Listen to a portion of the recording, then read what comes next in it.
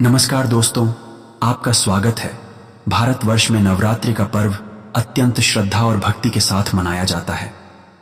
यह पर्व वर्ष में 2 बार आता है, चैत्र नवरात्रि और शारदीय नवरात्रि। इन 9 दिनों को देवी शक्ति की उपासना का समय माना जाता है। मां दुर्गा के 9 स्वरूपों की आराधना करके भक्तजन शक्ति, ज्ञान, धन, सुख और समृद्धि की कामना करते हैं। इस पर्व के पीछे कई पौराणिक कथाएं प्रचलित हैं, जिनमें देवी शक्ति की महिमा, असुरों पर विजय और भक्तों के उद्धार की कथाएं प्रमुख हैं। तो दोस्तों, वीडियो को लाइक और चैनल को सब्सक्राइब कर दें और कमेंट में जय माता दी अवश्य लिखें। माता की कृपा आप पर बनी रहे। एक समय की बात है, देवताओं और असुरों के बीच लगातार युद्ध होते रहते थे। असुरों का राजा महिषासुर अत्यंत बलवान और अभिमानी था।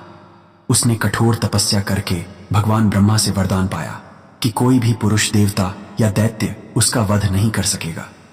इस वरदान से महिषासुर अत्यंत शक्तिशाली हो गया। वह निरंतर देवताओं को युद्ध में परास्त करता और स्वर्गलोक पर भी अधिकार जमा लिया। देवता भयभीत होकर भगवान विष्णु, शिव और ब्रह्मा के पास गए और उनसे रक्षा की प्रार्थना की। तब तीनों महादेवताओं के तेज से एक दिव्य नारी का स्वरूप प्रकट हुआ, मां दुर्गा। उनके 10 हाथों में विभिन्न देवताओं द्वारा दिए गए अस्त्र शस्त्र थे। उनके वाहन के रूप में शेर प्रकट हुआ। देवी दुर्गा को देखकर देवताओं ने उनकी स्तुति की और उन्हें महिषासुर का वध करने का आग्रह किया। मां दुर्गा और महिषासुर के बीच 9 दिनों तक भयानक युद्ध हुआ। महिषासुर कभी भैंसे का रूप धरता, कभी मनुष्य का, तो कभी सिंह और हाथी का, परंतु अंततः मां दुर्गा ने अपनी त्रिशूल की नोक से उसका वध कर दिया। इस प्रकार अधर्म और अहंकार का अंत हुआ और धर्म की विजय हुई। तभी से इन 9 दिनों को नवरात्रि के रूप में मनाया जाता है। नवरात्रि की एक अन्य कथा श्री राम से भी जुड़ी है।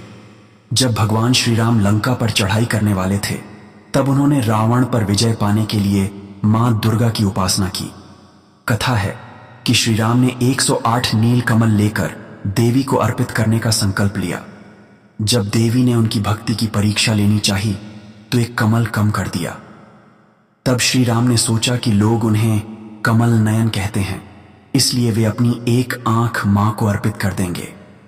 वे अपनी आंख निकालने ही वाले थे कि मां दुर्गा ने प्रकट होकर उन्हें आशीर्वाद दिया और विजय का वरदान दिया। दशमी के दिन श्री राम ने रावण का वध किया और धर्म की स्थापना की। इसलिए नवरात्रि के 10वें दिन को विजयादशमी के रूप में मनाया जाता है। नवरात्रि में मां दुर्गा के 9 स्वरूपों की पूजा की जाती है। प्रत्येक दिन एक विशेष रूप का महत्व है। 1 शैलपुत्री, पर्वतराज हिमालय की पुत्री, जो शक्ति का प्रथम स्वरूप है। 2 ब्रह्मचारिणी, तपस्या और संयम की देवी। 3 चंद्रघंटा, शांति और वीरता की प्रतीक। 4 कूष्मांडा, ब्रह्मांड की सृष्टि करने वाली। 5 स्कंद माता, कार्तिकेय की माता। 6 कात्यायनी, महिषासुर का वध करने वाली वीरांगना। 7 कालरात्रि, अंधकार और भय का नाश करने वाली। 8 महागौरी, सौम्यता और शांति की देवी। 9 सिद्धिदात्री, सिद्धि और ज्ञान प्रदान करने वाली। इन 9 रूपों की पूजा करके भक्त जीवन में शक्ति, धैर्य, समृद्धि और विजय की प्राप्ति करते हैं। नवरात्रि केवल धार्मिक पर्व ही नहीं है, बल्कि इसमें सामाजिक और सांस्कृतिक रंग भी समाहित हैं। गुजरात में गरबा और डांडिया का आयोजन होता है, जिसमें लोग रात्रि भर मां की स्तुति करते हुए नृत्य करते हैं। बंगाल में इसे दुर्गा पूजा के रूप में भव्य तरीके से मनाया जाता है, जहां विशाल प्रतिमाएं स्थापित होती हैं और 5 दिनों तक पूजा अर्चना, सांस्कृतिक कार्यक्रम और विसर्जन की परंपरा होती है। उत्तर भारत में लोग व्रत रखकर रामलीला का आयोजन करते हैं, जिसमें भगवान राम की कथा का मंचन होता है। आध्यात्मिक दृष्टि से नवरात्रि आत्मशुद्धि का समय है। लोग इन दिनों व्रत रखते हैं, सात्विक भोजन करते हैं, जप तप और ध्यान में लीन होते हैं। यह माना जाता है कि इन 9 दिनों में साधना करने से साधक को विशेष आध्यात्मिक लाभ मिलता है। शरीर और मन की पवित्रता बनाए रखने के लिए व्रत और उपवास का विधान किया गया है।